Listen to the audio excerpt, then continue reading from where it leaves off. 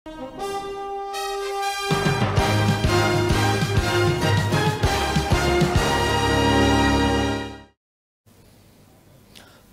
আপনারা দেখছেন tribe TV Bangla. নীতি নির্ণয় না দুর্নীতির আরও একটি পর্ব নিয়ে আপনাদের সঙ্গে আমি শান্তনু। বঙ্গবাসী মানে আপনারা যারা বাংলায় থাকেন, এই এসআইআর নিয়ে তো এই মুহূর্তে বঙ্গ রাজনীতি উত্তপ্ত হচ্ছে। 21 তারিখ ডেডলাইন। অন্যান্য অনুষ্ঠানেও আমরা আপনাদের সেটা বলেছি। 21 তারিখের পর নির্বাচন কমিশনকে কিন্তু ডক্টর মনোজ পান তাই বলে এসেছিলেন, সেদিকে তো নজর থাকবে। তার সঙ্গে নতুন সংযোজিত হয়েছে কি বলুন তো, সংবিধান সংশোধনী বিল। বিজেপি নাকি সংবিধানকে খুন করছে। কার বক্তব্য? অভিষেক বন্দ্যোপাধ্যায়ের। তার মানে দেখুন, একদিকে যেমন এসআইআর নিয়ে টানাপোড়েন চলছে, যুদ্ধ চলছে, স্নায়ুর লড়াই চলছে, তারপর আবার এই সংবিধান বিল নিয়ে কিন্তু সংবিধানকে নাকি বিজেপি খুন করছে। Black day. তাহলে বঙ্গবাসী প্রথমে যেটা বললাম, কোন দিকে যাবে, কোনটা মেইন প্রায়োরিটি দেবে? আজকে একটা ইস্যু, কাল আবার নতুন ইস্যু, আবার তার পরদিন আর একটা ইস্যু, আর এর সঙ্গে দুর্নীতির পাহাড় প্রমাণ অভিযোগ তো আছেই। তা আজকের পর্বে আমরা সব কিছু নিয়েই কথা বলবো, এবং আমাদের আজকের অতিথি এমন একজন যাকে আপনারা দেখেছেন, বিভিন্ন সংবাদ মাধ্যমে দেখেছেন, খুব পরিচিত। আপনাদের সঙ্গে পরিচয় করিয়ে দেবো। অধ্যাপক অম্বিকেশ মহাপাত্র আমার বাদিকে বসে আছেন। অম্বিকেশ দা, ট্রাইব টিভি স্টুডিওয়ে আপনি প্রথমবার এলেন, আপনাকে স্বাগত। এবং নীতি নির্ণয় আর দুর্নীতির এই পর্বে আপনাকে স্বাগত। আমি প্রথমে শুরু করলাম, এই সংবিধানকে নাকি বিজেপি খুন করছে, এটা বলছেন অভিষেক বন্দ্যোপাধ্যায়। তার সঙ্গে এই revision, intensive revision, special intensive revision SIR, উত্তপ্ত পরিস্থিতি। 21 তারিখ ডেডলাইন। মনোজ পান্ত গিয়ে বলে এসেছিলেন যে 21 তারিখের মধ্যে কিন্তু নির্বাচন কমিশন যা বলেছেন আমরা কার্যকর করব, এদিকে আমাদের নজর থাকবে। কিভাবে ব্যাখ্যা করবেন আপনি? না, প্রথমে আমাদের রাজ্যের মুখ্য সচিব ডক্টর মনোজ পন্থ, তাকে তলব করা হয়েছিল কেন্দ্রীয় নির্বাচন কমিশন দপ্তরে। কেন তলব করা হয়েছিল তার একটা প্রেক্ষিত আছে। বেশ। আমাদের পশ্চিমবঙ্গে যে স্টেট চিফ ইলেকট্রাল অফিসার, তিনি একটা অর্ডার করেছিলেন, সেই অর্ডারটা ইমপ্লিমেন্ট করার দায়িত্ব রাজ্য সরকারের মুখ্য সচিবের। বিএলও সংক্রান্ত রাইট। তার জন্য যে সময়সীমা ছিল, সেই সময়সীমার মধ্যে তিনি সেটা করেননি। পরিবর্তে দুজনকে ট্রান্সফার করে দিয়েছিল, অর্থাৎ যা নির্দেশ ছিল সেই নির্দেশটা পালন করেননি। রাইট। সেই কারণে কেন্দ্রীয় নির্বাচন কমিশনের দপ্তর থেকে ডেকে পাঠানো হয়েছিল। তিনি সেখানে গিয়ে বলে এসেছেন যে যে নির্দেশটা ছিল সেটাকে তিনি 21শে আগস্টের মধ্যে ইমপ্লিমেন্ট করবেন। বেশ। এখন 21 তারিখ আসলে সেটা বোঝা যাবে যে তিনি যে কথাটা মানে মুখ্য সচিব কেন্দ্রীয় নির্বাচন কমিশনের দপ্তরে গিয়ে বলে এসেছিলেন সেটা কার্যকরী করছেন কি করছেন না। তার সঙ্গে আপাতত এসআইআর এর সম্পর্কটা সরাসরি নেই। বেশ। এবার দ্বিতীয় যে বিষয়টা আপনি উল্লেখ করলেন, সেটা যে সংবিধান বিষয়ে অভিষেক বন্দ্যোপাধ্যায় কি বলছেন, বিরোধী দলনেতা কি বলছেন, বিজেপির মুখপাত্র কি বলছেন, সেটা নিয়ে নিশ্চয়ই কথা হবে। তার আগে আমাদের জানতে হবে যে আমাদের সংবিধানটা কি। আমাদের দেশ স্বাধীন হওয়ার পরে 190 বছর যে পরাধীন ভারত ছিল, তার যে ঐতিহ্য, তার যে সংগ্রাম, সবটাকে মাথায় রেখে আমাদের সংবিধানটা তৈরি হয়েছিল। এবং সেই সংবিধানটাকে আমরা বলি সাধারণতান্ত্রিক একটা দেশের সংবিধান। এবং সংবিধানটা একটা যুক্তরাষ্ট্র কাঠামোর উপর দাঁড়িয়ে আছে। একদিকে কেন্দ্রীয় সরকার, অপরদিকে রাজ্যের সরকার। দুই সরকারই সংবিধান মেনে কাজ করবে। এবং এই সংবিধানের মূল জায়গাটা হচ্ছে সাধারণতান্ত্রিক যে তন্ত্র আর কি, অর্থাৎ এখানে দেশের নাগরিকরাই হচ্ছে দেশের মালিক। দেশের নাগরিকরাই দেশের মালিক। এবং সেই নাগরিকরা জনপ্রতিনিধিত্ব আইনে জনপ্রতিনিধি নির্বাচন করবেন, জনপ্রতিনিধিরা সরকার তৈরি করবেন, প্রশাসন পরিচালনা করবেন, এবং প্রশাসন পরিচালনার জন্য যা অর্থ ব্যয় হবে জনগণ প্রত্যক্ষ এবং পরোক্ষ করের টাকা দিয়ে, এবং দেশের যা সম্পদ আছে তার থেকে যে আয় হবে সেইটা দিয়ে ব্যয় হবে। বেশ। অর্থাৎ এখানে পরোক্ষে জনগণই হচ্ছে সরকারের আমাদের দেশের মালিক। বেশ।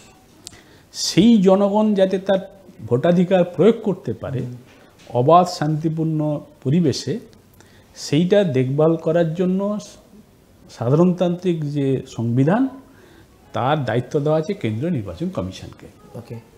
অতএব নির্বাচন কমিশনের সাংবিধানিক দায়িত্বটা হচ্ছে যে দেশের বৈধ সকল নাগরিকের ভোটার তালিকায় নাম রাখা এবং সেই ভোটাররা যাতে ভোট কেন্দ্রে নির্বিঘ্নে নিরাপদে গিয়ে ভোটদান করে নিজের বাড়িতে বসবাস করতে পারে সেটাকে সুনিশ্চিত করা, বেশ।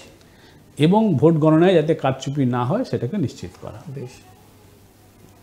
কিন্তু বর্তমান সময়কালে অভিযোগ এসেছে, অভিযোগের সঙ্গে তথ্য দিয়ে অভিযোগ এসছে যে বিশেষ করে 2024 লোকসভা ভোট থেকে অভিযোগটা মারাত্মক আকারে এসছে কেন্দ্রীয় নির্বাচন কমিশনের বিরুদ্ধে। বেশ। এবং সেই অভিযোগগুলোকে এখানে যদি আমরা বিশ্লেষণ করি এবং সেই বিশ্লেষণ করে যদি একটা সিদ্ধান্তে আসি, তাহলে অভিযোগগুলোর সত্যতা আছে। সেই অভিযোগগুলোর সত্যতাটাকে স্বীকার করে তার সংশোধনের চেষ্টা কিন্তু কেন্দ্রীয় নির্বাচন কমিশন করছেন না। বেশ। যেমন ধরুন এসআইআর প্রসঙ্গে আপনি বললেন, আপাতত বিহারে এসআইআর চালু হয়ে আছে। 24 জুন 2025 হঠাৎ করে কেন্দ্রীয় নির্বাচন কমিশন এসআইআর ঘোষণা করলেন এবং 1 জুলাই থেকে এসআইআর কাজ শুরু হয়ে গেল। এসআইআর বলতে যেটা আমরা শুধু ইংরেজি একটা শব্দ স্পেশাল ইন্টেনসিভ রিভিশন নয়, সেখানে বলা আছে যে বিএলও বাড়ি বাড়ি গিয়ে ফর্ম ফিল আপ করে, অর্থাৎ যাচাই করবে, যাচাই করে যারা মৃত ভোটার তার নামগুলো বাদ দেবে। এমন কিছু যদি ভোটার থেকে থাকে তালিকায় যাদের কোনো অস্তিত্ব নেই, মানে তার বাড়ি নেই, ঠিকানা নেই, ঘর বাড়ি নেই, এরকম তো প্রচুর এক্সাম্পল আসছে আছে এই মুহূর্তে। আছে, নেই আমি বলছি না, আছে, সেগুলো বাদ যাবে। ঠিক। বা কোনো ভোটারে যদি 2 জায়গায় 3 জায়গায় নাম থাকে তাহলে একটা জায়গায় রেখে বাকিগুলো বাদ দিতে হবে। এটা হওয়াটাই বাঞ্ছনীয়। বেশ। কিন্তু সন্দেহটা সেখানেই হলো যে 1 জুলাই থেকে 31 জুলাইয়ের মধ্যে মাত্র 1 মাসের মধ্যে যেখানে বিহারে 8 কোটি ভোটার, প্রতি বাড়ি বাড়ি গিয়ে বিএলও এই যে সংশোধনের কাজটা করবে, সেটা কি সম্ভব? এটা সাধারণ প্রশ্ন। আমাদের মনে হতে পারে যে না, সম্ভব নয়, কিন্তু কেন্দ্রীয় নির্বাচন কমিশনের মনে হচ্ছে সম্ভব, এবং তারা সেই অসম্ভব কাজটাকে সম্ভব করে 1 আগস্ট ড্রাফট ভোটার লিস্ট বার করে দিয়েছেন। মানে খসড়া যেটা বলছেন, খসড়া। বেশ। তাতে 3 প্রকারের ভোটারকে বাদ দেওয়া হয়েছে এবং সব মিলিয়ে প্রায় 65 লক্ষ ভোটার বাদ গেছে বলে সরকারিভাবে কেন্দ্রীয় নির্বাচন কমিশন জানিয়েছে। ওকে। এখন খুব স্বাভাবিক প্রশ্ন যে এই 65 লক্ষ ভোটারের যারা নাম বাদ গেল বিভিন্ন কারণে, তাদের কি তালিকায় কেন্দ্রীয় নির্বাচন কমিশনের ওয়েবসাইটে রয়েছে, ইলেকট্রনিক ভার্সন রয়েছে, যাতে দেশের সমস্ত জনগণ, দেশের সমস্ত সাংবাদিক, যারা নাগরিক অধিকার রক্ষার আন্দোলন করে তারা সবাই দেখতে পাবে? না, কোনো তালিকা ইলেকট্রনিক ভার্সন নির্বাচন কমিশনের ওয়েবসাইটে নেই, কোনো জায়গায় তার একটা হার্ড কপি মানে নেই কোথাও। এই যে নেই, এইটা একটা ইঙ্গিত দেয়, একটা সন্দেহের উদ্রেক করে যে কোথাও একটা নির্বাচন কমিশন লুকোতে চাইছে। কি লুকোতে চাইছে? যে আমি যাদের নাম বাদ দিলাম সেই তালিকাটা আমি দিচ্ছি না। ওকে। বাদ দেওয়ার পরে যেটা আছে সেই তালিকাটা রয়েছে, কিন্তু যাদের তালিকা থেকে বাদ দেওয়া হলো সেই তালিকাটা হয়নি। মানে এসএসসি লিস্টের মতো। এক্স্যাক্টলি। পরে এটাকে যখন সুপ্রিম কোর্টে মামলা হলো, মামলাতে ম্যারাথন 3 দিন ধরে সওয়াল জবাব হলো, তারপরে সুপ্রিম কোর্টের নির্দেশে তালিকা প্রকাশিত হয়েছে। বেশ। এটা কিন্তু আগে প্রকাশ করার কথা ছিল। আমি যদি ট্রান্সপারেন্সি, আমার যদি সংবিধানে মানে কোর্টের ইন্টারভেনশন ছাড়া আপনি বলছেন প্রকাশ করা উচিত ছিল, তাই তো? অবশ্যই একবার ওয়েবসাইটে উচিত। আমারও ইচ্ছা থাকলে আমি যেন দেখে নিতে পারি যে কাদের কাদের নাম বাদ গেল, ঠিক, কি কারণে বাদ গেল। আমি নাগরিক হিসেবে আমার দেখার অধিকার আছে, এবং সেটা সে দেখাতে বাধ্য কেন্দ্রীয় নির্বাচন কমিশন, তার জন্য সে ওখানে বসে আছে। কিন্তু যখন দীর্ঘ সওয়াল জবাবের ফলে সুপ্রিম কোর্টের নির্দেশে তালিকা বেরিয়েছে, এখন সাংবাদিকরা সেই তালিকা দেখে দেখে বাড়ি বাড়ি গিয়ে বলছে, আরে আপনি তো মৃত ভোটার, আপনার নাম তো বাদ চলে গেছে, আপনি তো দেখছি বাড়িতে বসবাস করছেন। একটা নয়, শত শত ভোটার, জীবিত ভোটার, তাদের নাম কেটে বাদ দেওয়া হয়েছে মৃত ভোটার বলে। এইটা যারা করছে তারা মানুষ খুন করছে, তারা সংবিধানকে শুধু খুন নয় মানুষকে খুন করছে। অর্থাৎ মানুষকে, জীবন্ত মানুষকে সে মৃত দেখিয়ে দিচ্ছে ভোটার লিস্টে, ড্রাফটে। এখনও বলা যেতে পারে যে এটা ড্রাফট, চূড়ান্ত হয়নি। আরে তুমি ইন্টেনসিভ রিভিশন করছো, তাতে শত শত জীবিত ভোটারকে তুমি মৃত বলে বাদ দিয়ে দিচ্ছ ভোটার তালিকা থেকে। এরকম বহু ঘটনা আছে, বলতে গেলে রাত কাবার হয়ে যাবে। বেশ, আমি এগুলো নিয়ে স্টাডি করি এবং এগুলো নিয়ে আমার খুব ইন্টারেস্ট আছে। বেশ, আমার সেই তথ্য রয়েছে। আমি এবারে পুজো সংখ্যায় কয়েকটা পত্রিকায় প্রবন্ধ আকারে আমি লিখছিও। অর্থাৎ নির্বাচন কমিশনের কাজকর্ম সম্পর্কে যে অভিযোগগুলো আসছে, সেই অভিযোগগুলোর কোনো সৎ উত্তর নির্বাচন কমিশন দিচ্ছে না। তার মানে আপনি বলতে চাইছেন নির্বাচন কমিশন কোনো একজন কারো ইনস্ট্রাকশনে কাজ করছে? অবশ্যই, মানে একটা ন্যারেটিভ কিংবা মোটিভ মেনে চলছে। একদম। এবং একটা উদাহরণ দিলে আরও পরিষ্কার হয়ে যাবে। 2024 অষ্টাদশ লোকসভা নির্বাচনে ব্যাঙ্গালোর সেন্ট্রাল লোকসভা কেন্দ্রের অধীনে 8টা বিধানসভা কেন্দ্র আছে। ওকে। তার মধ্যে 7টা বিধানসভা কেন্দ্রের নির্বাচনের ফলাফলে দেখা যায় যে কংগ্রেস 81,000 মতো ভোটে এগিয়ে আছে। আর 8ম বিধানসভা মহাদেবাপুরা বিধানসভা ক্ষেত্রে দেখা গেল বিজেপি 1,14,000 ভোটে এগিয়ে গিয়ে সব মিলিয়ে 32,000 ভোটে বিজেপি জিতে গেল। পরবর্তী সময়ে কংগ্রেসের তরফ থেকে যখন ওই মহাদেবাপুরা বিধানসভার সমস্ত তথ্য চাওয়া হলো, electronic version, machine readable version, দেয়নি। ভিডিও ফুটেজ চাওয়া হলো, সিসিটিভি ভিডিও ফুটেজ, দেয়নি। যা দিয়েছে সবই হার্ড কপি। সেই হার্ড কপিগুলোকে একটা বিশেষ টিম দিয়ে 6 মাস ধরে বিশ্লেষণ করে দেখা গেল যে ওই বিধানসভা, একটি বিধানসভা ব্যাঙ্গালোর সেন্ট্রাল লোকসভার অধীনে মহাদেবাপুরা বিধানসভায় 1,250,000 ভোটার, ভুয়ো ভোটার রয়েছে।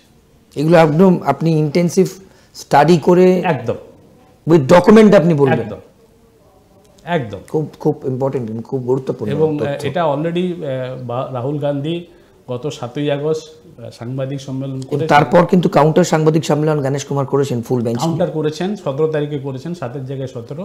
তার আগে অনুরাগ ঠাকুর করেছেন, আরও অনেক কিছু হয়েছে, আমি সবই জানি। কিন্তু ওটা কাউন্টার করেননি উনি। বলা যেতে পারে এফিডেভিট দিতে বলেছে। এফিডেভিট আমি চাইবো গণেশ কুমারের কাছ থেকে। আচ্ছা, তিনি এফিডেভিট দিয়ে বলুক যে এসআইআর এর মাধ্যমে বিহারে একটিও জীবিত ভোটারের নাম বাতিল হয়নি। এসআইআরটা তো করেছেন কেন্দ্রীয় নির্বাচন কমিশনের নির্দেশে, তারই লোক বিএলও গিয়ে কাজ করেছে, তারপরে খসড়া তালিকা বেরিয়েছে। ও এফিডেভিট দিয়ে বলুক বিহারের একটিও জীবিত ভোটারের নাম বাদ যায়নি। আপনি এটা বলছেন? একদম। বেশ, এই জিনিস কি বাংলায় আপনি দেখতে পাচ্ছেন? একই জিনিস বাংলায়? বাংলার কথা আমি পরে আসছি। আমি চাই সারা রাজ্যে, সারা দেশেই নির্ভুল ভোটার তালিকা তৈরি। এটা নরমাল প্রোটোকল, এটাই হওয়া উচিত, একদমই সংবিধান মতে হওয়া উচিত, আমাদের সংবিধান মতে হওয়া উচিত। সেটা হয়নি, সেটা স্বীকার করে নেওয়া উচিত। যারা এই কাজের জন্য দায়বদ্ধ, নৈতিকভাবে দায়বদ্ধ। আজকে পশ্চিমবঙ্গে যদি ভুয়া ভোটার এরকম থাকে, তার জন্য প্রাথমিকভাবে নৈতিকভাবে দায়বদ্ধ কিন্তু কেন্দ্রীয় নির্বাচন। কিন্তু অমিকেশদা, বিজেপি বলছে রোহিঙ্গা অনুপ্রবেশকারী, এদের জন্য তো তৃণমূল ক্ষমতায় আছে। সেটা আরেকটা বিষয়, তার সঙ্গে এটা কোনো যুক্ত নেই।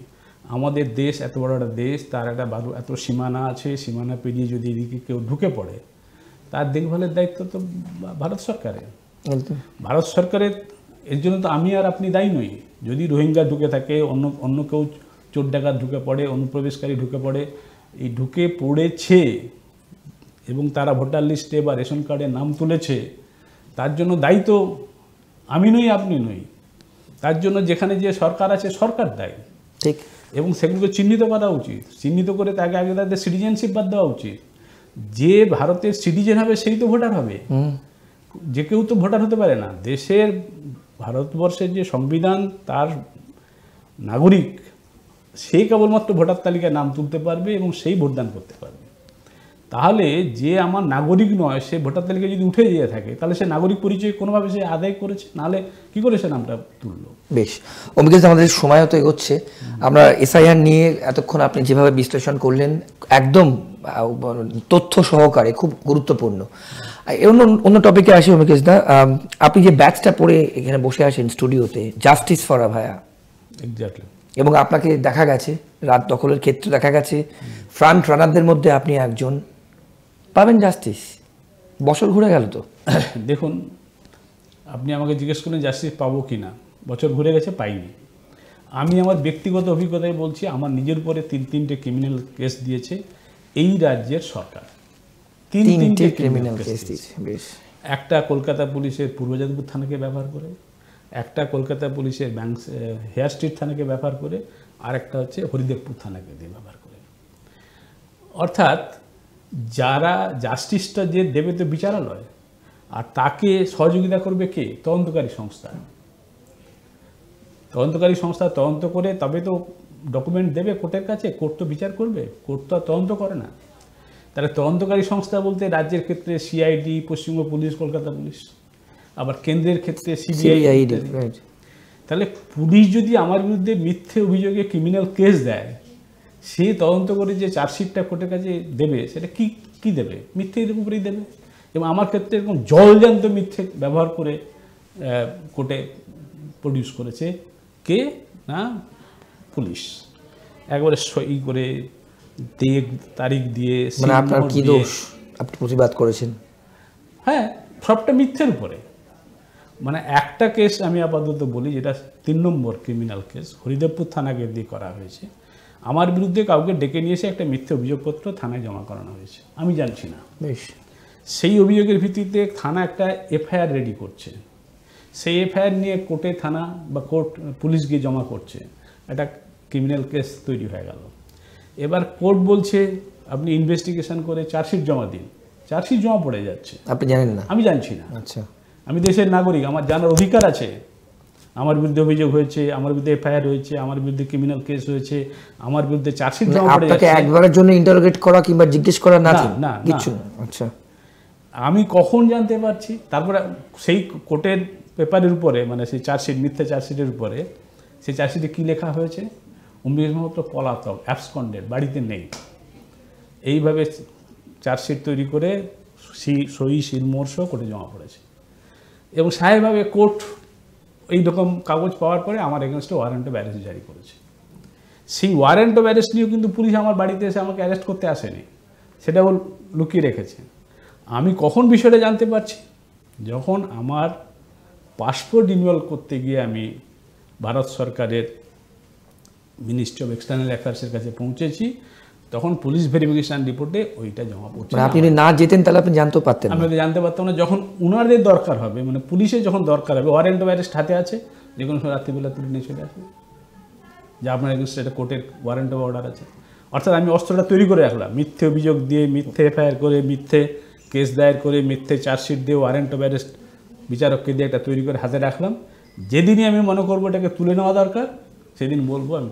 এটা নিয়ে কি আপনি আমরা আক্রান্ত আপনি বলছিলেন বাইরে, স্টুডিওর বাইরে? সেটা শুনে না, আমরা 2011 সালে বিশেষ করে এই সরকার আসার পর থেকে আমরা যারাই আক্রান্ত হয়েছি, খুন হয়েছি, যেমন ধরুন তপন দত্ত খুন হয়েছে তৃণমূল কর্মী, বরুণ বিশ্বাস খুন হয়েছে একজন শিক্ষক, সাগর ঘোষ খুন হয়েছে তৃণমূলের সমর্থক একজন অবসরপ্রাপ্ত স্কুল শিক্ষাকর্মী। এরকম একের পর এক খুন, ধর্ষণ, কামদুনি, ধূপগুড়ি ইত্যাদি হয়ে চলেছে। অম্বিকেশ মহাপাত্র, শিলাদিত্য, তানিয়া ভরদ্বাজ, বহু ঘটনা আছে। ভাঙড় কলেজে একজন মহিলা অধ্যাপিকাকে আক্রমণ, রায়গঞ্জ ইউনিভার্সিটি কলেজের তখন যিনি অধ্যক্ষ ছিলেন দিলীপ দে সরকারকে আক্রমণ, কলেজের ভিতরেই, কলেজের আওয়ারে। এই সব ঘটনা একের পর ঘটেই চলেছে। এমনকি একজন কলকাতা পুলিশের sub inspector Tapas Chowdhury garden ডিচে হরিমোহন ঘোষ কলেজের সামনে খুন হয়ে গেলেন। একজন ছাত্রনেতা সুদীপ্ত গুপ্ত ওই ছাত্র সংসদ নির্বাচন যে মিছিল করেছিল, সে খুন হয়ে গেল। কিন্তু এইসব যারা খুন হয়ে যাচ্ছে, ধর্ষিতা খুন হয়ে যাচ্ছে, তারা কেউই রাজ্য সরকারের পুলিশ প্রশাসন দ্বারা, বিচার ব্যবস্থা দ্বারা বিচার পাচ্ছে। তখন আমরা সবাই মিলিত হয়ে, জোটবদ্ধ হয়ে একে অপরের দুঃখ কষ্ট ভাগ করে নেওয়ার জন্য একটা মঞ্চ তৈরি করেছি, তার নাম আক্রান্তা মঞ্চ। এই আক্রান্ত আমরা মঞ্চ নিয়ে আমরা 2014 সালের ডিসেম্বর মাসে আমরা দিল্লিতে গেছি। তখন সদ্য বিজেপি সরকার কেন্দ্রে আসীন হয়েছে। আপনার নরেন্দ্র মোদী প্রধানমন্ত্রী, আপনার রাজনাথ সিং স্বরাষ্ট্রমন্ত্রী, প্রণব মুখোপাধ্যায় রাষ্ট্রপতি, আমরা এদের সবার সঙ্গে আমরা দেখা করেছি এবং রাজ্যের আক্রান্ত মানুষদের যে দুঃখ কষ্ট বা এখানে যে আমরা বিচার পাচ্ছি না, দেশের আইন অনুযায়ী আমরা বিচার পাচ্ছি না, বরং যারা আইনের রক্ষক পুলিশ তারা আইনের ভক্ষক হয়ে গেছে। আউটকাম কি হলো এত কিছু করার পর? কিচ্ছু হলো না। এইটাই তো বলবার জন্য বলছি, রাষ্ট্রপতি ভবনে আমরা যে স্মারকলিপি দিয়েছি সেটা চিফ সেক্রেটারির কাছে এসে পৌঁছেছে ওখান থেকে এখানে ভায়া কেন্দ্রীয় স্বরাষ্ট্র মন্ত্রক, চিফ সেক্রেটারি কিচ্ছু করেনি।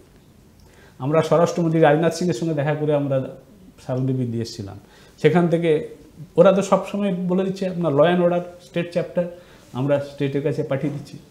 আমরা সেই সময় যারা লোকসভা এবং রাজ্যসভার সাংসদ ছিল তৃণমূল ছাড়া বিরোধী দলের যারা, সবাইকে আমরা যন্তর মন্ত্রে ধর্ণা বিক্ষোভে আমরা দেখেছিলাম, তারা এসেও ছিলেন এবং আমাদের হয়ে কথাও বলেছিলেন। তখন বাবুল সুপ্রিয় ছিল বিজেপির মন্ত্রী, তখন আপনার সীতারাম ইয়েচুরি ছিল, মোহাম্মদ সেলিম ছিল, তারপরে আরও অনেকেই ছিল, তারা সবাই এসেছিল, বলেওছিল, কিচ্ছু হয়নি।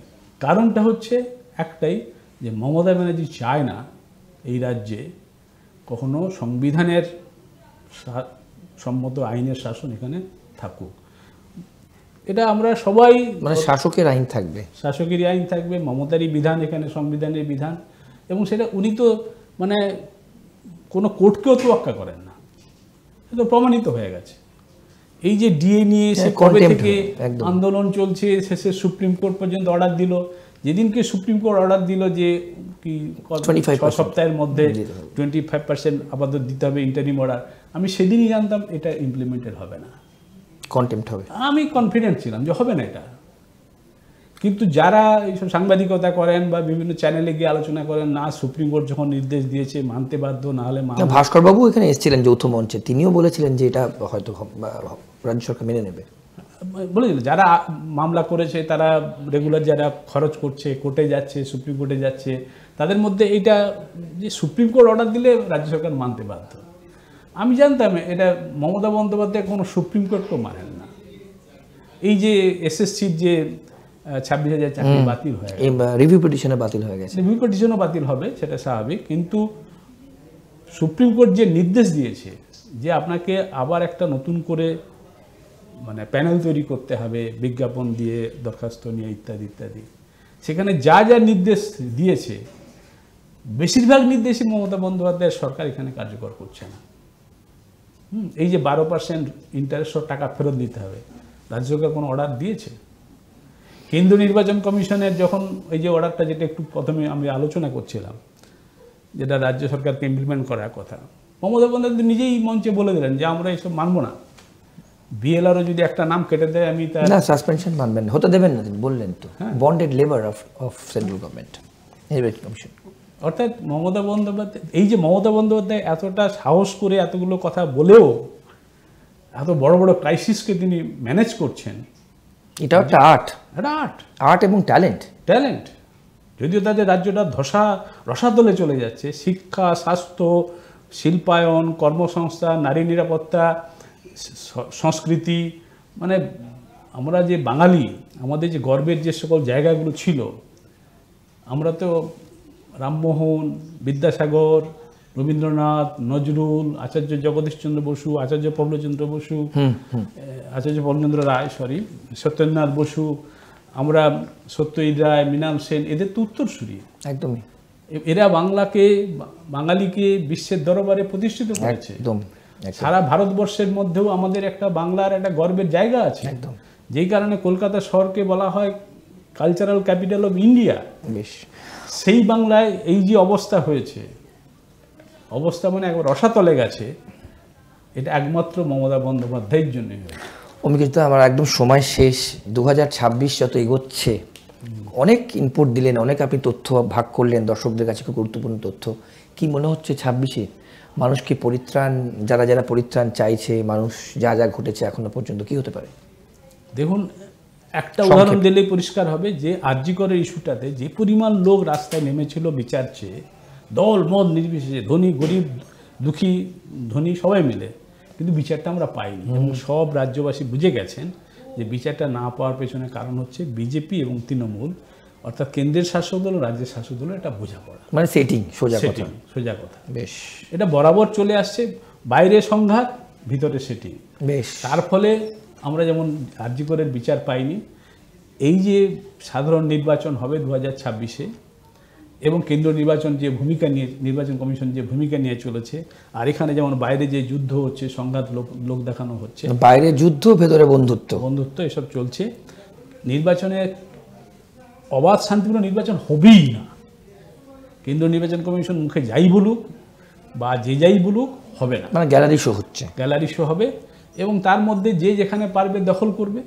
সেই দখলের ফলে আলটিমেটলি তো মানুষের যে রায়, যেটা প্রপার ম্যান্ডেটটা হবে না বলছে, হবে না। আচ্ছা, এবার এই জায়গায় কিভাবে কে ম্যানেজ করবে সেটা নির্ভর করবে। আমি তো এখনই ভবিষ্যৎবাণী করতে পারবো না, তবে অবাধ শান্তিপূর্ণ নির্বাচন হবে না যদি সমস্ত মানুষ বুথে বুথে তারা সংগঠিত হয়ে প্রতিরোধ করতে পারে। কোনো সিসিটিভি ক্যামেরা, কোনো কেন্দ্রীয় বাহিনীর উপরে ভরসা না করে নিজের ভোটটা নিজে দিতে পারে, তাহলে ফলাফল কী হবে সেটা এটা চমক হবে। আর না হলে গড্ডালিকা প্রভায় যেমন যাচ্ছে তেমন যাবে। বেশ, অমিকেশ দা, আপনার সময়ের জন্য অনেক অনেক ধন্যবাদ। আপনি এসেছেন, আমাদের সময় দিচ্ছেন স্টুডিওতে, এবং আগামী দিনে অন্যান্য অনুষ্ঠানে আপনাকে আগাম আমন্ত্রণ জানিয়ে রাখলাম। ধন্যবাদ দাদা। আপনাদের সকলকে আজকের পর্ব দেখবার জন্য অনেক ধন্যবাদ। এবং অম্বিকেশ মহাপাত্র, অধ্যাপক অম্বিকেশ মহাপাত্র যে শব্দটা দিয়ে শেষ করলেন, মানুষ যদি ঠিক করে তাদের ভোট দিতে পারে, চমক হবে 2026-এ। আদৌ কি চমক হবে? চমক হলে কি চমক হবে? সেটা কোন চমক? সবুজ চমক, গেরুয়া চমক? এদিকে কিন্তু আপনাদের অর্থাৎ মানুষই শেষ কথা বলে গণতন্ত্রে, আমাদের নজর থাকবে। অন্যান্য পর্বে অন্যান্য অতিথিরা আসবেন, তারাও তাদের মতো আলোচনা করবেন, বিশ্লেষণ করবেন, আপনাদের সামনে আমরা তুলে ধরবো। আজকের পর্বে এই পর্যন্তই। অন্যান্য সব খবরের জন্য দেখতে থাকুন ট্রাইব টিভি বাংলা। নমস্কার, ভালো থাকবেন।